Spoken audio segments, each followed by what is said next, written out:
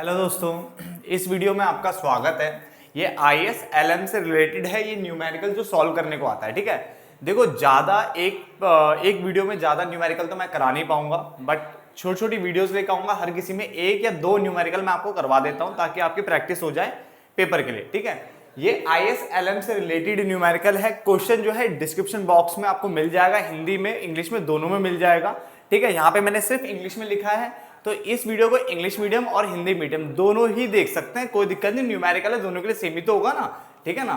Hindi medium वालों को भी ये सब सारे वर्ड यूज करने हैं, इंग्लिश मीडियम वालों को भी ये सारे सिंबल्स जो है यूज करने हैं। क्लियर हो गया। तो स्टार्ट करते हैं इस क्वेश्चन को। काफी आसान सा क्वेश्चन है। इसमें लिखा हुआ है consider the following ISLM model, यानी ISLM मॉडल जो मैंने आपको पढ़ाया हुआ है हिंदी मीडियम वाले बच्चों को, ठीक है ना। उसके अकॉर्डिंग आपको ये बताना है। यहाँ पे आपको दिया हुआ है C की वैल्यू दे रखी है, ये I की वैल्यू दी है, G दिया है, T दिया है, MPD लिखा है। इसको हम बोलते हैं मनी की जो है डिमांड दी है, ठीक है। क्या दिया है? ये डिमांड दिया हुआ है। ये कुछ ना बोला हो तो सप्लाई होता है, ये आपका सप्लाई दिया हुआ है। इतना पहले क्वेश्चन हमें समझ में आ गया। CIGT, G government expenditure, investment, consumption expenditure, tax, ठीक है ना। MPD लिखा हुआ है, ठीक है ना। ये मनी डिमांड की बात कर रहा है, ये सप्लाई की बात कर रहा है। इतना आप समझ लीजिए, ठीक है। और साथ ही में देखो, जिनको ये क्वेश्चंस करने हैं, देखो हिंदी मीडियम वाले बच्चों को स्पेशली बोल रहा हूं मैं, या अगर इंग्लिश मीडियम वाले बच्चे भी हैं, तो आपने जो 12th क्लास में मैक्रो इकोनॉमिक्स पढ़ी हुई है, समष्टि पढ़ी हुई है, पहले उसमें एक चैप्टर था ADAS वाला, एग्रीगेट डिमांड एग्रीगेट सप्लाई वाला चैप्टर था ना, पहले वहां से वो कंप्लीट कर लीजिए, क्योंकि मैक्सिमम पोर्शन वही पूछता है। थ्योरी तो वहीं से पूछेगा ना मैक्सिमम, तो वो कंप्लीट कर लीजिए। हिंदी मीडियम वालों बच्चों के लिए तो मैंने सारी वीडियो डाली हुई हिंदी मीडियम वालों के लिए वहां पे, ठीक है। समष्टि करके एक पूरा क्या बोलते हैं प्लेलिस्ट है 12th क्लास की, बिल्कुल न्यू है, उसको आप सारी देख सकते हो। ये सारी चीजें समझ में आ जाएगी वहां पे। बस ये चीज एक्स्ट्रा जो है, ये वाला जो पोर्शन है, इसको हम यहाँ कवर कर रहे हैं, ठीक है। तो वो भी देख लीजिए, आपका बहुत अच्छे से मैक्रो कंप्लीट हो जाएगा, ठीक है। और इंग्लिश मीडियम वालों को भी बोल रहा हूँ मैं, आप प्लीज पहले 12th की मैक्रो को ढंग से पढ़े, ADS वाले जो चैप्टर थे वो ढंग से पढ़े, देन यहाँ पे आ जाए, ठीक है। देखो इसको कैसे करना है वो समझते हैं हम। यहाँ पे लिखा है, तो करना क्या है ISLM मॉडल में। सबसे पहले हम बोलेंगे, देखो हमें पता है सारा इक्विलिब्रियम लेवल की बात हो रही है, तो हम बोलेंगे एट दी इक्विलिब्रियम लेवल। यानी इक्विलिब्रियम लेवल पे क्या होता है, इक्विलिब्रियम लेवल पर आपको पता है AD जो है वो AS के इक्वल होता है, यानी एग्रीगेट डिमांड एग्रीगेट सप्लाई की क्या होता है, इक्वल होता है। ये हमने पढ़ा हुआ है पहले भी, ठीक है। अब AD को हम क्या क्या लिख सकते हैं, AD को C plus G plus I और plus net export. Net export को मैं NE लिख रहा हूं, ये X बार लिख सकते हो, ठीक है। और AS को मैं Y लिख रहा हूं, क्योंकि हमें पता है कि जो यहां पे मैंने आपको बता रखा है कि जो Y है वो C प्लस S के बराबर होता है, यानी जो हमारी इनकम है वो कंजम्पशन और सेविंग के बराबर होता है। किसके? उपभोग और बचत के। जैसे मान लो मैंने 1000 कमाया, तो 1000 में से 600 खाया, 400 बचाया, तो कमाया यानी आय, खाया मान लो 600 खाया कंजम्पशन, और बचाया बचत मतलब 400, तो ये तो बराबर होता है, ठीक है। और AS भी जो होता है वो C प्लस S के बराबर होता है बच्चा। AS भी क्या होता है, C प्लस S के बराबर होता है, और इसीलिए AS और Y आपस में बराबर होते हैं। AS और Y आपस में क्या होते हैं, बराबर होते हैं। ध्यान से देखना, Y भी C प्लस S के बराबर होता है, AS भी C प्लस S के बराबर होता है, इसलिए AS और Y आपस में बराबर होते हैं, इसलिए मैंने यहाँ पे Y लिख दिया। बात समझ आ गया यहाँ तक? यहाँ तक कोई दिक्कत किसी को नहीं होनी चाहिए। अब आगे बढ़ते हैं धीरे धीरे, लाइन बाय लाइन, ठीक है।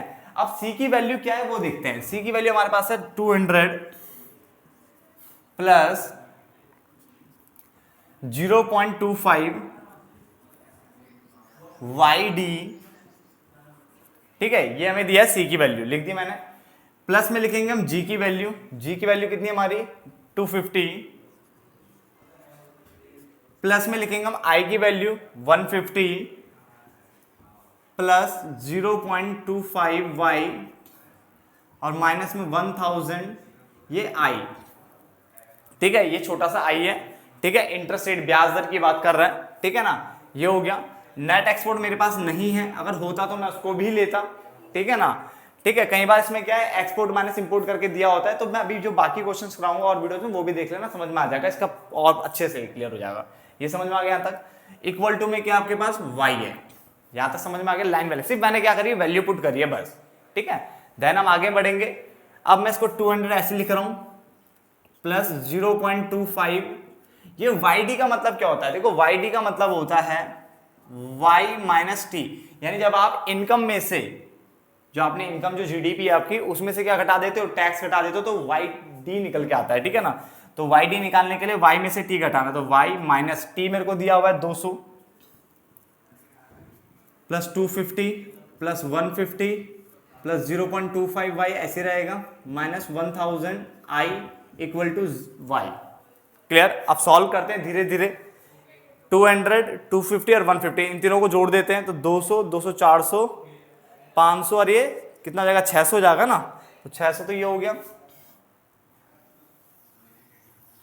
तो मैंने 600 लिख दिया।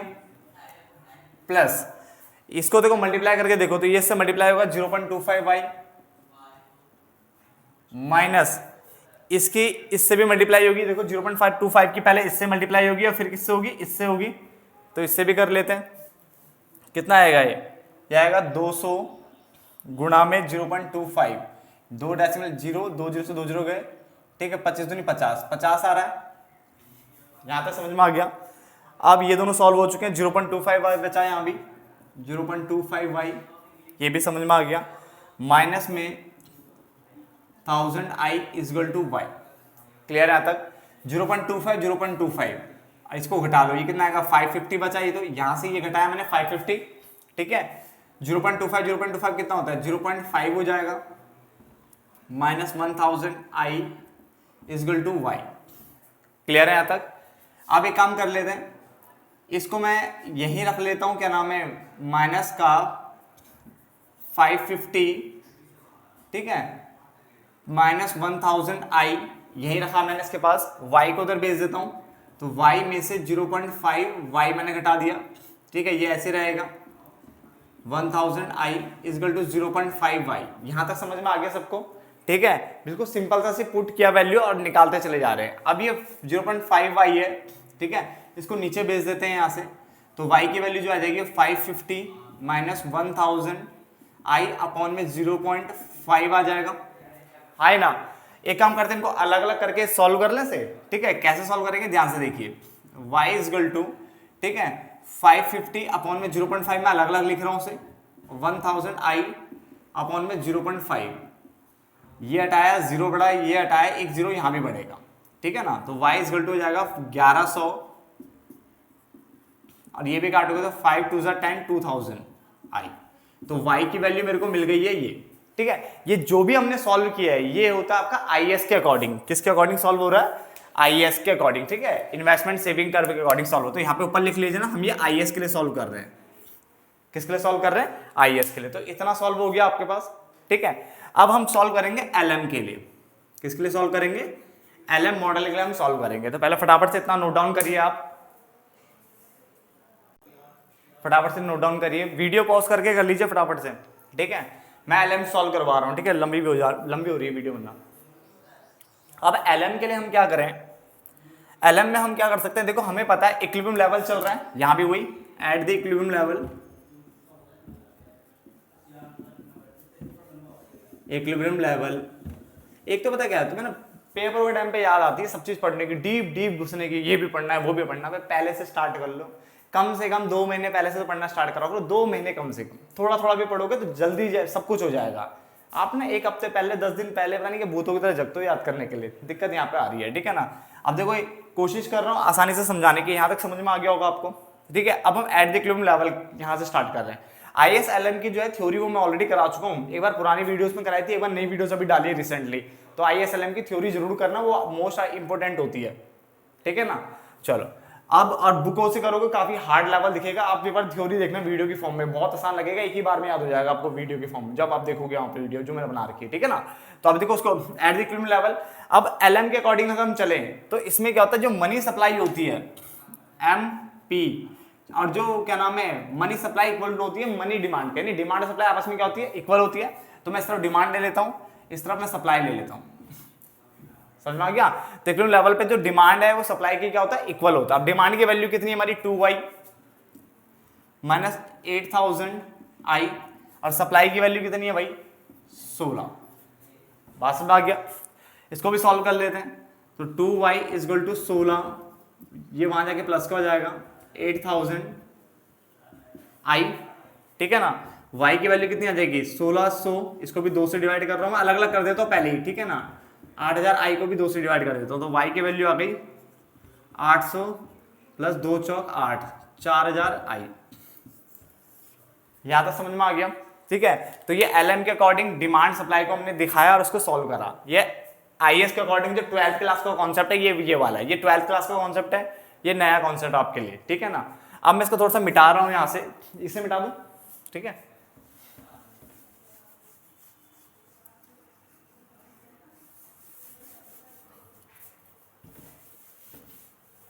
अब क्या करना है, आईएस भी हो गया, एलएम भी सॉल्व हो गया। अब हमें पता है यहाँ पे आईएस एलएम मॉडल दोनों के लिए करना है, ठीक है। तो हमें पता है आईएस और एलएम के अकॉर्डिंग करना है, ठीक है। और हमें पता है इक्विलिब्रियम लेवल पे क्या होता है, आईएस और एलएम आपस में क्या होते हैं, बराबर होते हैं। इक्विलिब्रियम लेवल वो होता है, ठीक है, यहाँ पे भी वही लिखेंगे, एट दी इक्विलिब्रियम लेवल पे है, संतुलन की अवस्था पे। हिंदी मीडियम वाले लिखना संतुलन की अवस्था में, संतुलन की अवस्था में, जहां जहां हमने लिखा है एट द इक्विलिब्रियम लेवल, ठीक है ना। अब ये हमने कर दिया। अब आईएस की वैल्यू क्या आई थी, ये वाली कितनी है, इसमें वाई की वैल्यू आई थी 1100 माइनस 2000 आई।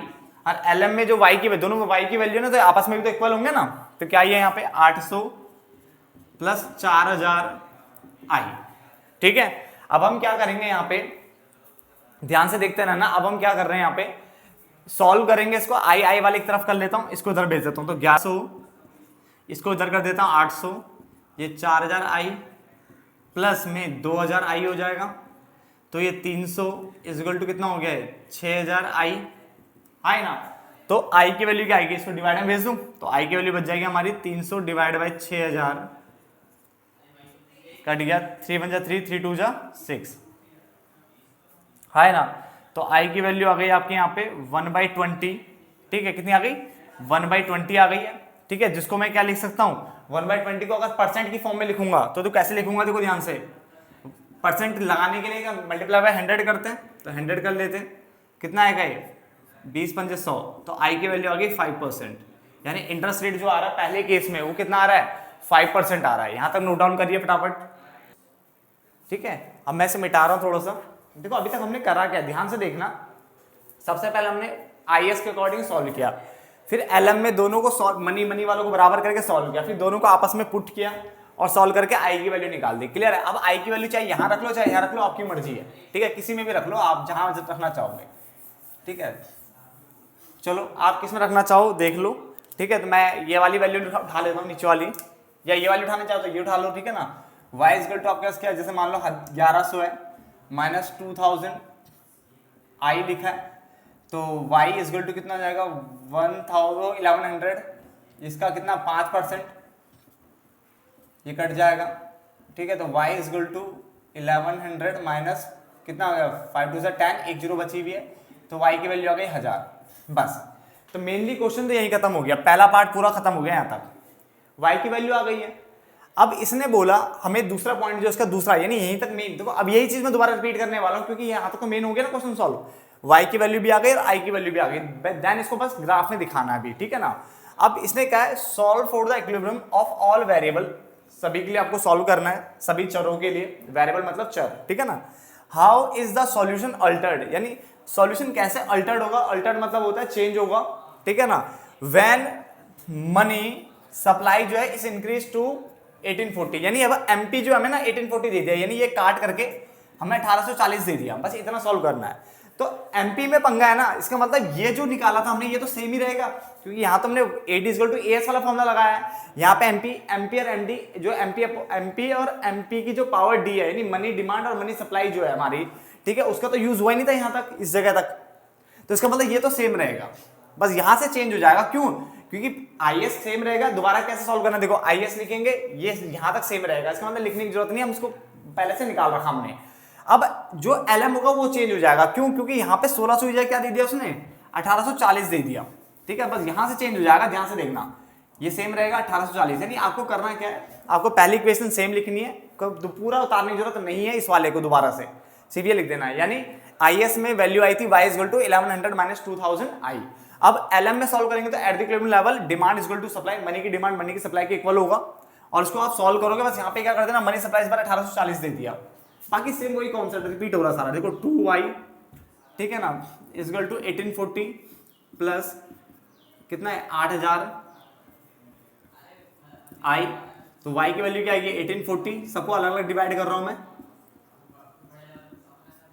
तो y की वैल्यू आ गई 2 × 18 2 दूनी 4 0 920 प्लस 4000 आई। बात समझ आ गया?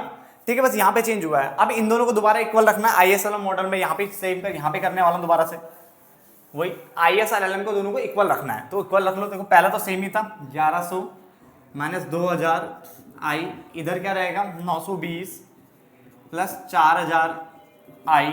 अब ये वहाँ चला जाएगा तो 1100 में से 920 घट जाएगा और यहाँ 4000 आई प्लस 2000 आई, बस इसके कारण चेंज आया थोड़ा सा। ठीक है, तो 6000 हो जाएगा यहाँ पे 6000 आई, और ये आ जाएगा आपका 0 का 0 10 में से 2 गए 8 और ये 180 आ रहा है, तो आई की वैल्यू आ गई 6000, सॉरी 6000 नीचे जाएगा 8 8 180 के, ये हो गया कट गया 6 कम 6 6 18 है ना, तो आई की वैल्यू आ गई आपकी 0.03 आ गया। इसको परसेंट की फॉर्म में लाने के लिए क्या करूंगा, वही मल्टीप्लाई बाय 100।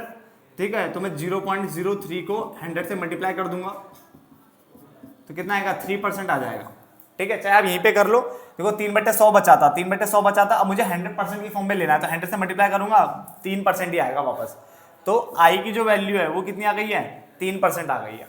ठीक है, अब आई की वैल्यू वही इन दोनों में से कहीं भी पुट कर लो, दोबारा यहाँ पुट करके देख रहा हूं मैं, तो यहाँ पे मैंने 3% कर देना है तो कितना आएगा, ये 2 जो 3 दूनी 6 60 आ जाएगा, है ना, तो आंसर कितना आ जाएगा 1040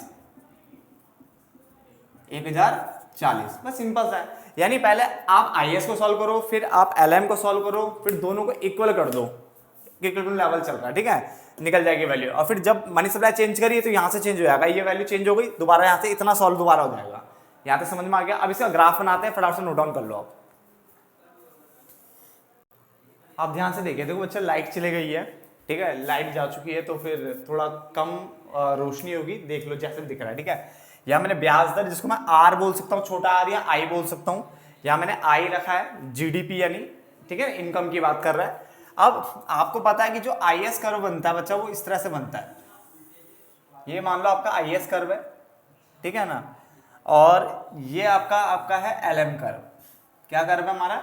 LM कर्व है। तो मैंने एक IS कर्व बना दिया और एक क्या बना दिया मैंने, LM कर्व बना दिया। अब सपोज करो पहले यहाँ पे था और इसको मैं ऐसे जोड़ देता हूँ यहाँ पे ऐसे करके, ठीक है, इसको मैंने 5% मान लिया। जब मेरा ब्याज दर कितना था 5% था, ठीक है, और उस टाइम इनकम कितनी थी 5%, मैंने निकाली 1000 निकाली थी ना, तो मैंने लिख दिया यहाँ पे आपके लिए 1000।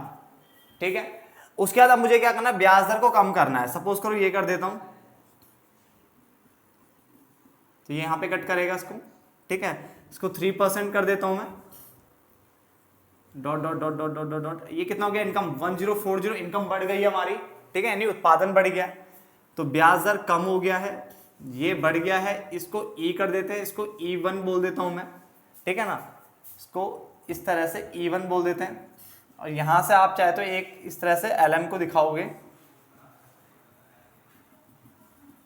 ये LM1 LM2, ठीक है ना, ये LM1 LM2 हो जाएगा इस तरह से, ठीक है, या फिर इसको एक आपको LM रहने तो उसका LM1 कर दो, डन। तो कैसे करा, IS LM खींचा, पहले 5% मैंने दिखाया, देन कम करके दिखाया, ऐसे करके यहाँ पे कट कर रहा है इस तरह से। तो ये पहला इक्विलिब्रियम लेवल है, संतुलन की पहली अवस्था, ये संतुलन की दूसरी अवस्था, समझ में आ गया? तो ये आपको मैंने आपको सॉल्यूशन दे दिया है, ठीक है, होप सो आपको समझ में आया होगा, ठीक है। ऐसे ही मैं सॉल्यूशन आपको और क्वेश्चनों को देने वाला हूँ बैक टू बैक, ठीक है, ऐसे नोट डाउन कर लो आप।